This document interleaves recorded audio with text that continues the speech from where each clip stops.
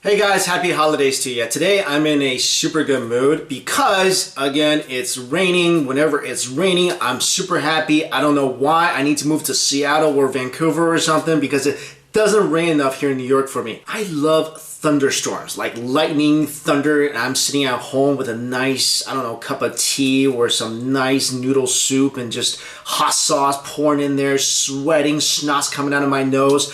It's storming outside. Then I put on a nice movie, maybe Forrest Gump, and I couldn't be happier. Today's another one of those days when you wake up and you're like, what am I gonna eat today? And if you have been following my Instagram, and you should, it's right here. I've been eating a lot at the Flushing Food Court. I've been eating a lot of soup dumplings, eating a lot of noodles. And people are like, why are you eating the same things? Well, because they're super good. But today, since it's raining, I don't really want to go outside. I don't want to trek all the way to Flushing. So I'm going to cook some stuff in my kitchen right here. I didn't know what to make, so I'm looking around my kitchen and I found enough ingredients to make one of my favorite dishes ever. Zha Jiang Mian. Zha Jiang Mian literally translates to fried sauce noodles. It's one of my all-time favorite dishes. So I'm going to show you guys how to make my version of Zha Jiang Mian, which has a few different ingredients, and also the miantiao, the pasta I'm going to use, is ramen. So here's what you need to make Zha Jiang Mian. First of all, you need the meat, which you guys know I'm a big fan of. So you need some ground pork. I like to put at least half a pound in each batch I make. This is about a pound here, so I'm going to use like half of that. You need some cloves of garlic. Usually 2 or 3 would be suffice, but I really like garlic, so I'm putting in a bunch. Scallions or green onions, and you need some cucumbers. I have here some diced potato that I diced. Look at this, guys. I diced this really small because you need this to cook quickly. Some of it is not very even because I suck at dicing, but diced potatoes. So 1 potato in here, some sprouts. Bean sprouts here. Woohoo! It's trying to escape. There we go. You're not going anywhere. And these are really key ingredients here. This is sweet flour sauce or sweet flour paste, 甜面酱. You can get this at probably any Asian supermarket. And then you need this, 豆扁酱, which is soybean paste. You can either use this or you could use the yellow bean paste, which that's more of a traditional Beijing flavor. This is more of a Tianjin flavor. So different regions of China will make this dish differently. I prefer the Tianjin flavor, so I got the 豆扁酱. Please, for the love of all that's good out there, do not buy that stuff that, you know, that cup noodle stuff they sell at Walmart for like 10 cents a pack. Do not get that stuff. That stuff, when it touches water, it like disintegrates into like pure mush. You can't really go wrong with any Korean noodles. I really like the Shin Ramen brand, although it's like made in the US, but it's still good. Also, I want to say it's about 10 o'clock in the morning right now. I haven't had anything to eat. All I have at home are these, what do you call these? The Ferrero Rochers? All I have are these.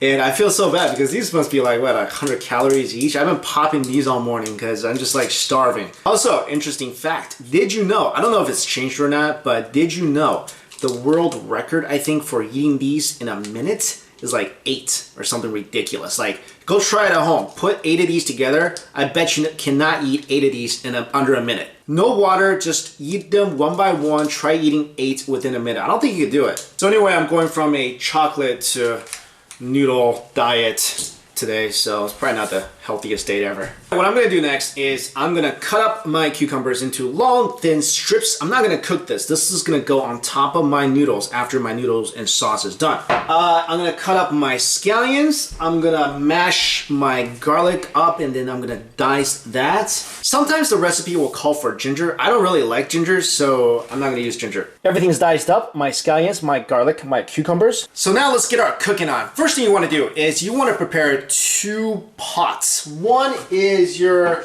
typical wok or pot for your sauce. You're gonna use the other pot to start boiling water because you want your pasta done at about the same time your sauce is done. Otherwise, your sauce could be done, your pasta's not done, then you gotta go cook the pasta, then your sauce is cooling, or your sauce is not done, your pasta's done, then your pasta's getting soggy as you're cooking your sauce. That's like a nightmare scenario. That's stuff you see in horror movies. I haven't started on my sauce.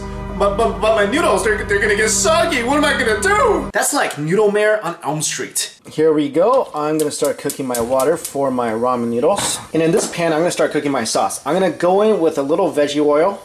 I'm gonna turn the heat on medium high and I'm gonna throw my pork in. There's my pork, and my pork is going in. I'm gonna stir fry this till my pork is basically cooked.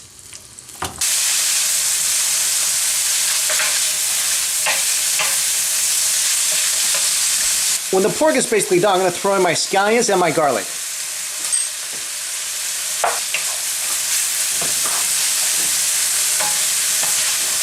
Garlic and scallions, oh my god, that aroma is wonderful. Awesome. Oh, it smells so good. So now what I'm going to do is I'm going to put in my 豆扁酱. I'm going to put in about half a cup of 豆扁酱.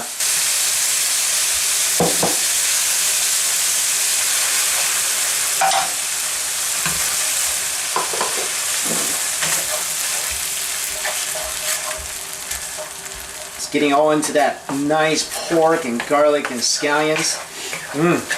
That looks great. Now I'm going to turn the heat on low. I'm going to put in about a cup of water. Mix that around. And now I'm going to add in my potatoes. I just want to say that traditional Zha Jiang Mian recipe don't include potatoes, but I love potatoes so much.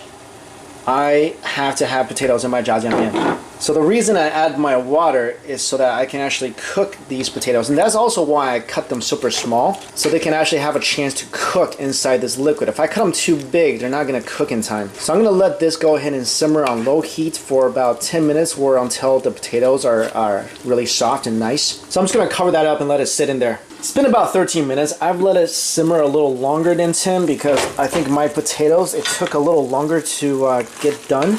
Look at that.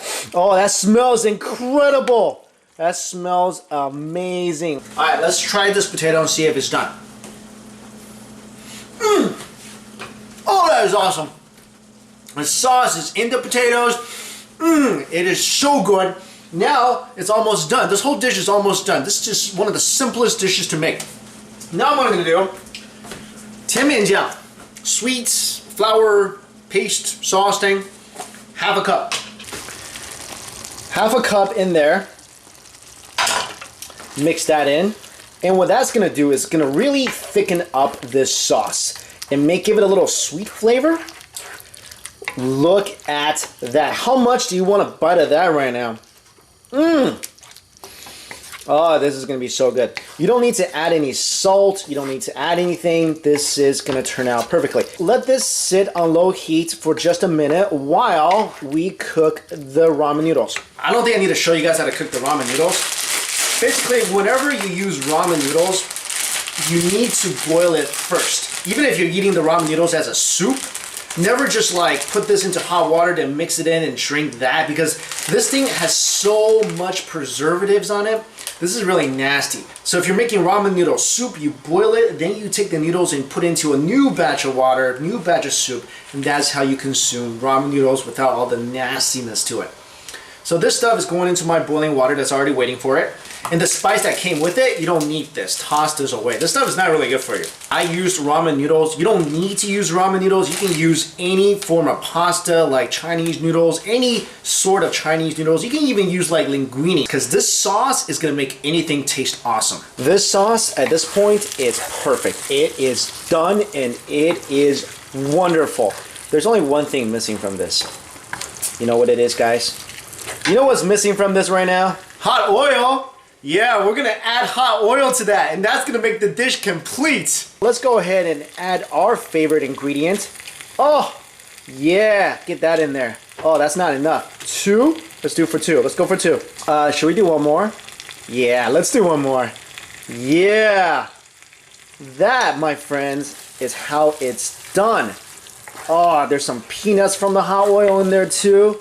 See, that's all getting all mixed and nice. This thing is now molten lava, and it's delicious.